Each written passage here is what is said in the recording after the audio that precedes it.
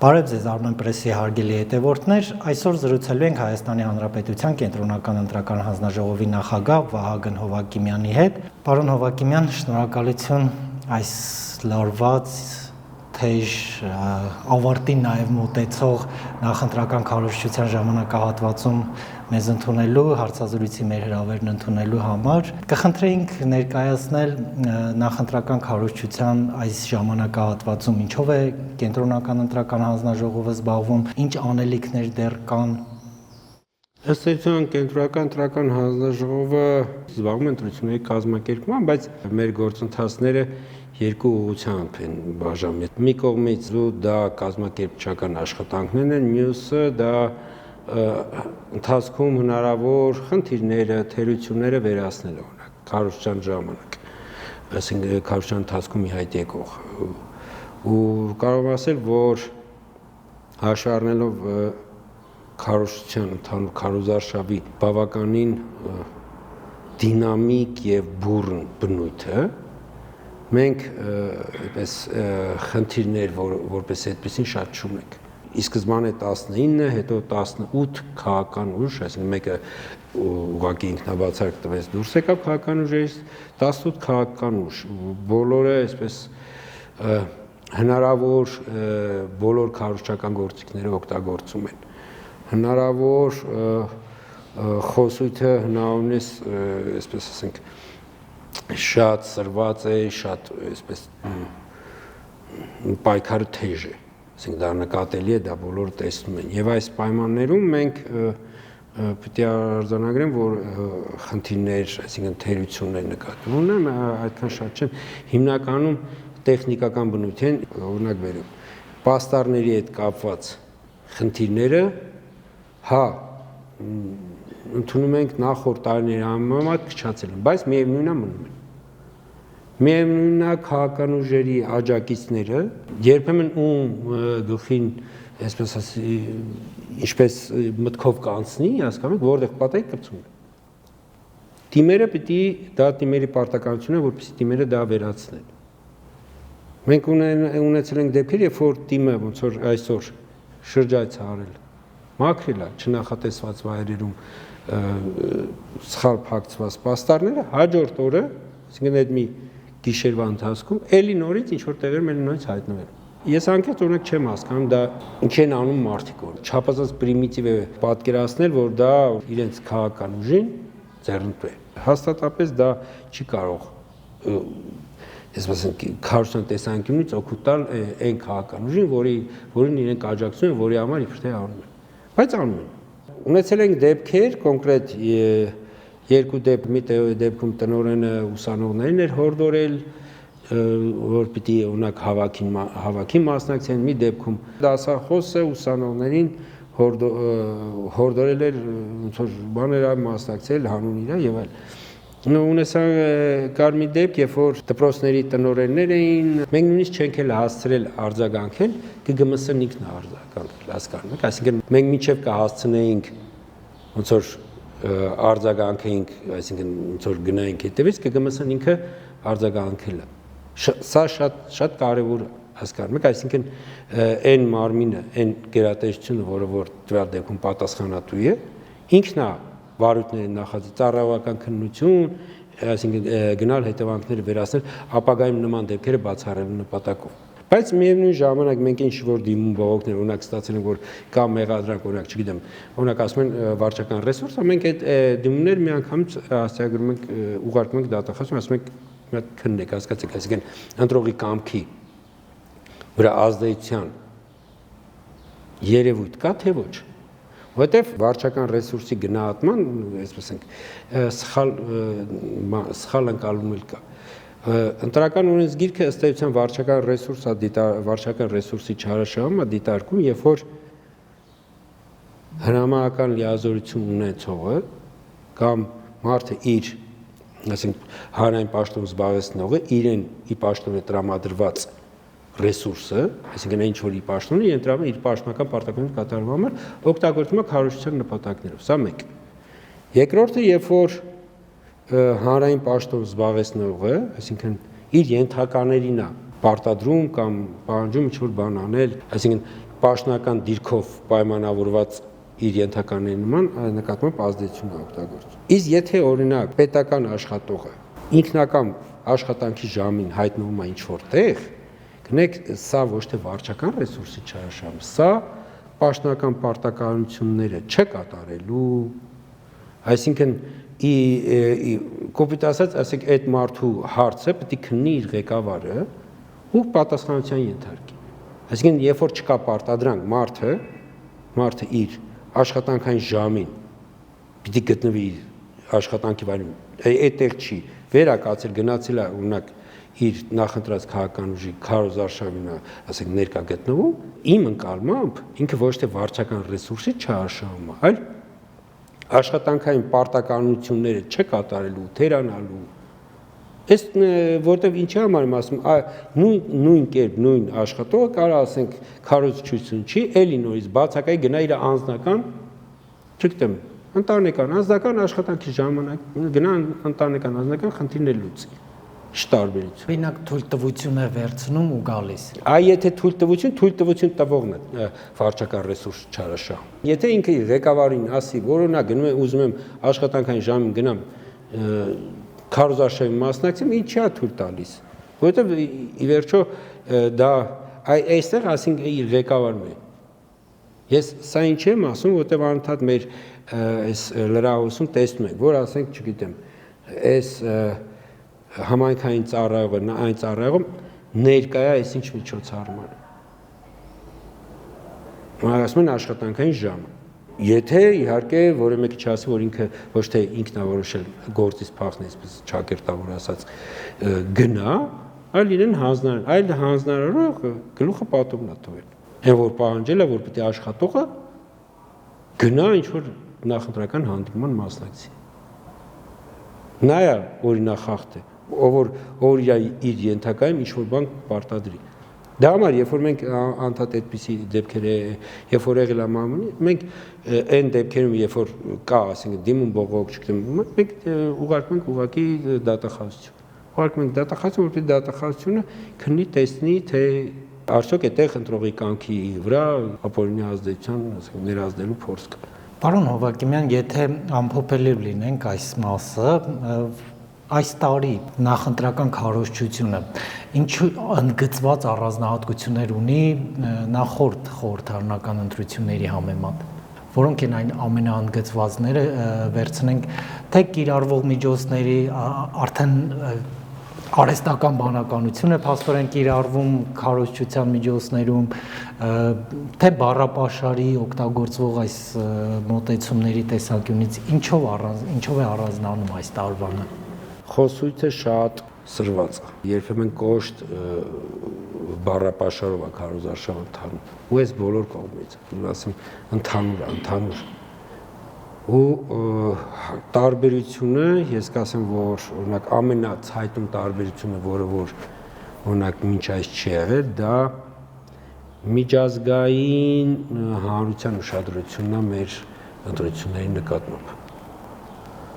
Ըստ էության չկա այդպիսի միջազգային, ասենք, ընտրություններով զբաղվող կամ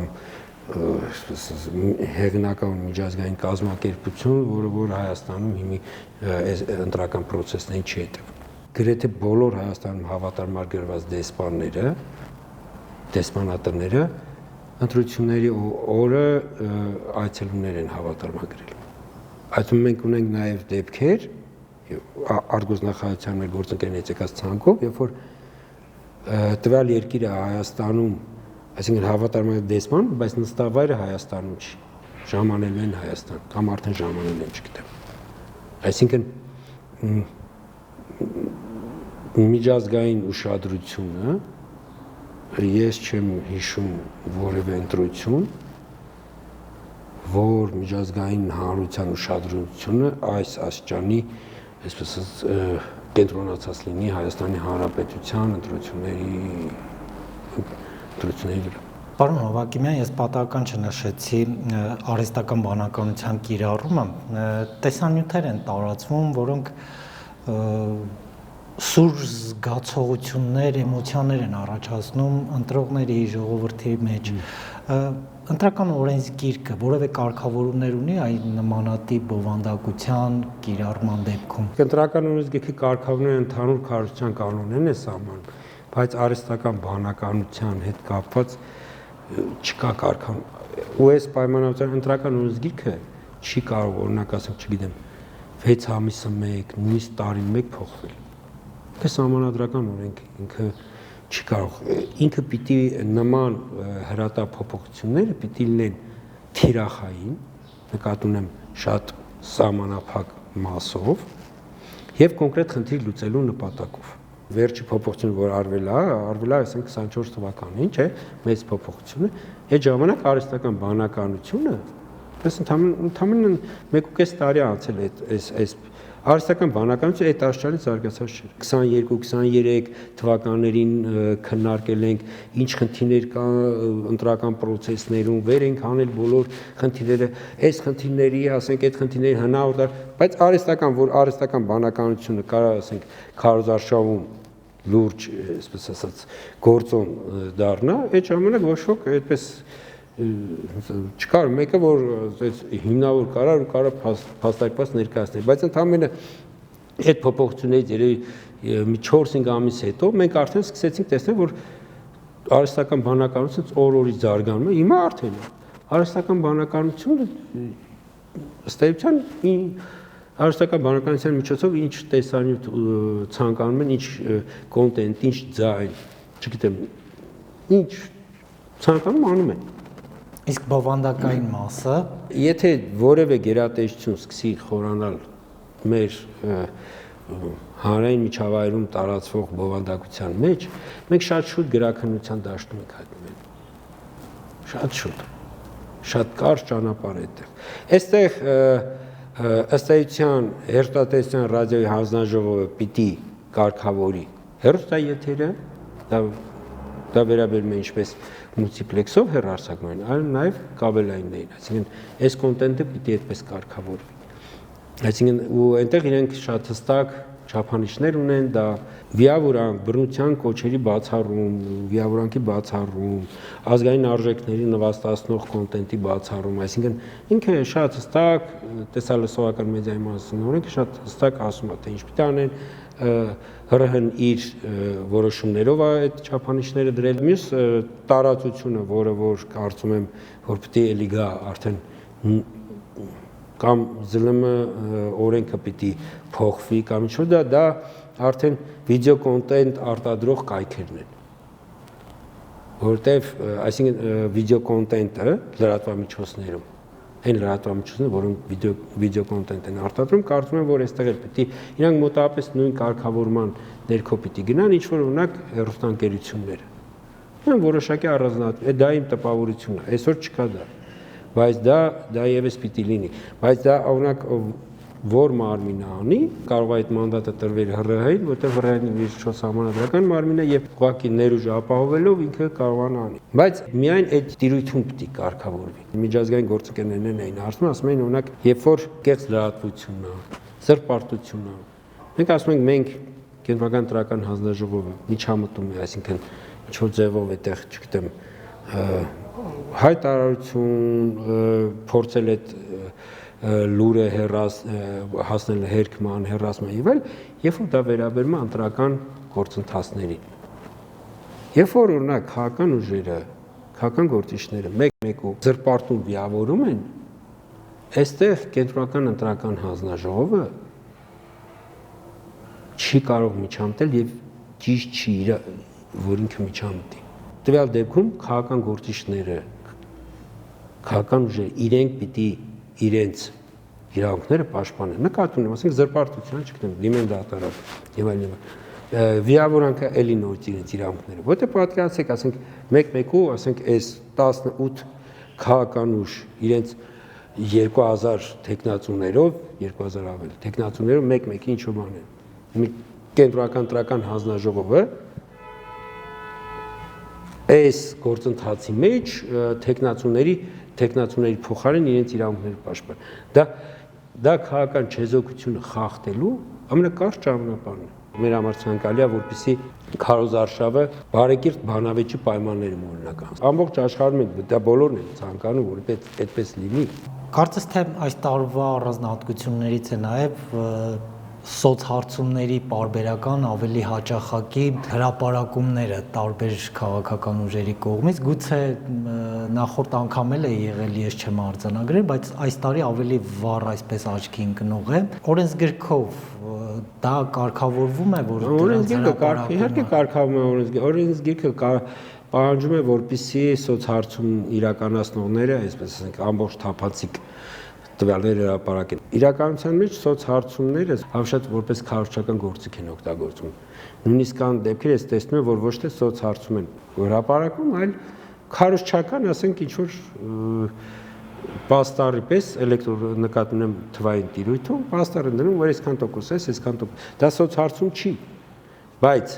քաղաքական ուժը այդպես փորձում է ընտրովի մոտ տպավորություն ստեղծի ձեր տեսածը ավելի շատ որ սոցհարցումները ներկայումս սկսել են ավելի շատ քարոզչական նպատակներով օգտագործել թե չէ որ ասեմ նախկինում քիչ է եղել չէ նախկինում էլ ընդհանուր սոցհարցումներ եղել բայց այս վերջին մոտավորապես մի 5-6 տարիներին սոցհարցումներով փորձառում սոցհարցումների միջոցով քաղաքական տրամադրություն է ձևավորել։ Պարոն Հովհակիմյան, այս ընթացքում որքան դիմում բողոք է ստացել կենտրոնական ընտրական հանձնաժողովը եւ հիմնականում ինչ բնույթի են եղել դրանք։ Դիմում բողոքները, տեսեք, դիմում բողոքները, եթե այդպես ասենք, շատ են, բայց մոտավորապես 80%-ը, դիմում բողոքների 80%-ը վերաբերվում էին ընտրական ցուցակներին։ Այսինքն մարդիկ ոչ թե դիմում են միգրացիա եւ քաղաքացիական ծառայություն, չէ՞ որքան էլ հորդորում ենք։ Մենք օրը երբեմն 40-ից 50 դիմում ենք ստացել, որը որ մարդը ասում է ինձ ես այսինչ տեղն եմ հաշվառված, խնդրում եմ ինձ հանեք այդ իմ հաշվառման ընտրական ցուցակից տեղափոխեք իմ ոնց որ մշտական բնակության վայրի գտնվելու վայրի ընտրական ցուցակ։ Այս դիմումը իրենք քաղաքացիներ պիտի տան միգրացիա եւ քաղաքացիական ծառայություն։ Մենք անդադ կրկնում ենք, բայց միևնույն է դիմումների բաժինը, ասենք մի բավ ուղակի տրցակներով ռեքվեստով այդ դիմումներն էր գալիս։ Իսկ ընտրական գործընթացների վերաբերյալ կարող եմ ասել մոտ 2 տասնյակ որ այսինքն վերաբերվում է, չգիտեմ, մեղադրանք վարչական ռեսուրս, այսինքն ասում եմ վարչական ռեսուրս չարաշահում կամ քաղաքական ուժի ներկայացուցիչը բողոքում է մեկ այլ քաղաքական ուժի տեխնացուի խոսույթի դեմ դրանում, ասենք, ընտրական օրենսգրքի իր կարծիքով ընտրական օրենսգրքի խախտում է տեսնում կամ քաղաքական գործիչը դիտորդական կազմակերպության դեմ այս տիպի բողոքները մոտ 2 տասնյակ է եղել մինչև այսօր։ Եթե ամփոփելու լինենք, այսօր ընտրական հանձնաժողովները իրենց պատրաստվածությամբ, ընտրատեղամասերը իրենց կահավորվածությամբ, որքանով ենք պատրաստ հունիսի 7-ին ընթառաջ։ Ընտրական համակարգ ինքը ամբողջությամբ պատրաստ է, այսինքն կենտրոնական ընտրական հանձնաժողովը, ընտրատարածքային ընտրական հանձնաժողովը պատրաստ է։ Ընտրատարածքային ընտրական հանձնաժողովները ըստ էության այսօր ավարտեցին վերջի դասընթացները տեղամասային ընտրական հանձնաժողովների համար կազմակերպված։ Վերջի փուլով արդեն նախագահ քարտուղարների դասընթաց, այսինքն ի սկզբանե բոլոր հանձնաժողովների դասընթացն է եղել, որ մեջ նաև նախագահ քարտուղարներ, հետո նախագահ քարտուղարների համար մի հատ էլ առանձին դասընթաց արել։ Այդ ամբողջ հանրապետությունով բոլոր 2000 հանձնաժողովների համար է դա անցկացվել, այս ընթացքում այդ գործընթացը մայիսի 17-ից էր մեկնարկել, մայիսի 17-ից մեկնարկել էր։ Արդեն վերջի, այսպես ասած, դասընթացները այդ հիմնականում են ընտրատարածքներ, որոնց տեղամասերի քանակը մի քիչ շատ է, ասենք 60+ տեղամասեր ունեն, ու նաև ցրվածությամբ, էլի մարզային այդ ցրվածությամբ այսօր ավարտում են։ Տեղամասերի կահավորման հետ կապված ամեն ինչ նախատեսված է։ Այսինքն նույնիսկ մենք հատուկ այս ընթացքում հրատապ կարգով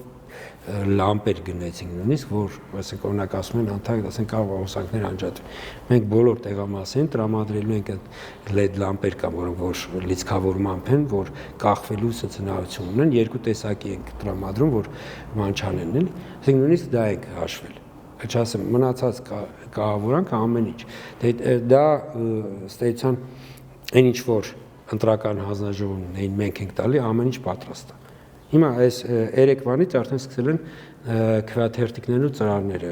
առաքել։ Ընտրական համակարգ այս փուլում աշխատում է 24/7 ռեժիմով։ Շնորհակալություն պարոն Հովակիմյան, այսպես հանգամանալից ներկայացնելու համար։ Armepress-ի հարգելի հետևորդներ, նախընտրական քարոզչության ժամանակահատվածի առանձնահատկությունների եւ ընթացքի մասին զրուցեցինք Հայաստանի Հանրապետության Կենտրոնական ընտրական հանձնաժողովի նախագահ Վահագն Հովակիմյանի հետ։ Կհանդիպենք։